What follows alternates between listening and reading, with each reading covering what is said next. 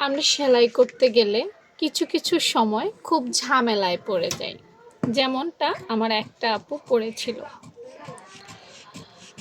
আপু আমাকে জানালো যে আপু, আমি গলাটা না সেলাই করে ফেলেছি, এখন দেখছি যে গলাটা ছোট হয়ে গেছে।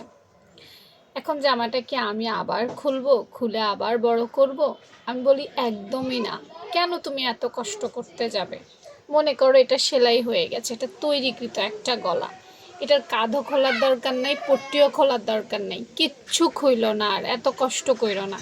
শুধু নিচ দিয়ে কেটে, হ্যাঁ, এটাকে সুন্দর করে বসিয়ে এই নিচ দিয়ে কেটে, হ্যাঁ একটু অসুন্দর বা আগের মতো ফিনিশিং আসে না, আবার একটু ভালো করলে আসে।